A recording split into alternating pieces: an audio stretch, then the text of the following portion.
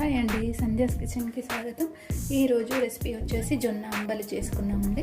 ముందుగా ఇక్కడ 1 కప్పు జొన్నపిండి తీసుకోవాలి. గిన్నెలో వేసుకోవాలి ఈ జొన్నపిండి.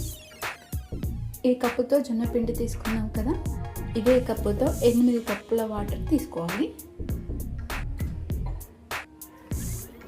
ఫస్ట్ ఒకటి వేసుకున్న తర్వాత ఇది స్పూన్తో కలుపుకోవాలండి. ఉండలేమీ లేకుండా కలిపేసుకోవాలి.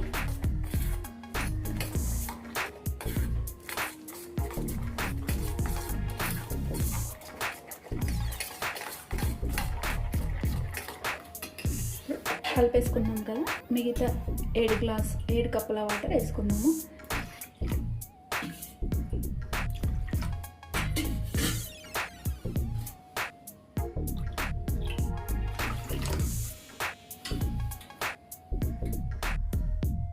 చూడండి, ఇప్పుడు 8 కప్పుల వాటర్ పోసుకొని ఇలా పిండిలో ఎలాంటి ఉండలు లేకుండా కలిపేసి మూత పెట్టుకొని రాత్రంతా దీన్ని ఇలాగే ఉంచుకోవాలి.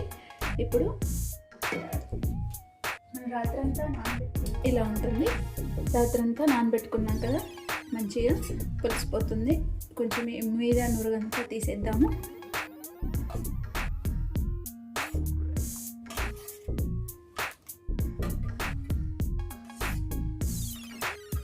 ఇప్పుడు ఈ వాటర్ని ఒక గిన్నెలోకి తీసుకోవాలి.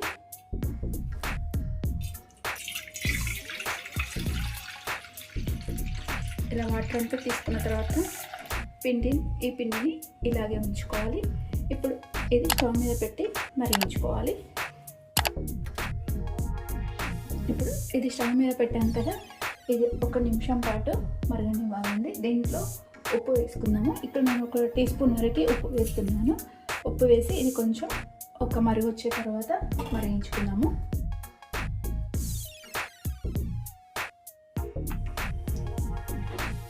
ఇప్పుడు ఇందులో కొన్ని మనకు మిగిలిన దాంట్లో కిందికి పిండి ఉంది కదా, ఇందులో కొన్ని వాటర్ వేసుకుందాం.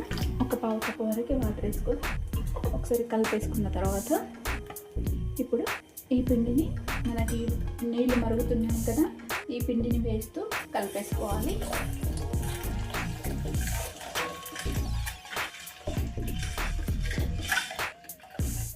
ఇలా వేసుకున్నాం కదా, ఇప్పుడు ఇది ఒక 5 నిమిషాల పాటు మరిగించుకోవాలి. మీడియం ఫ్లేమ్ మీద పెట్టేసుకొని మరిగించుకోవాలి.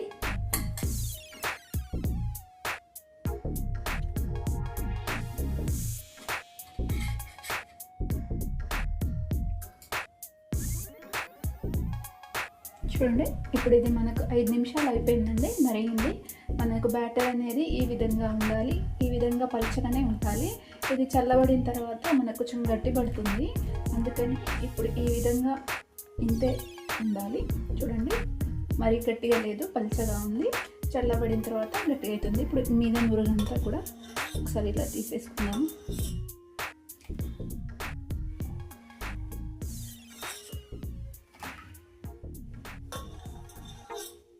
ఒక 5 నిమిషాలు మరిగించుకుంటే సరిపోతుంది.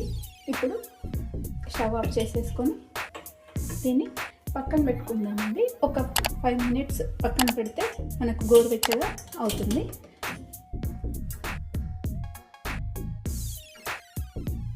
చూడండి, ఇప్పుడు ఇది గోరువెచ్చగా అయిపోయిందండి. చూడండి, మనకు కొంచెం గోరువెచ్చగా కానీ ఈ విధంగా ఉంది బ్యాటరు.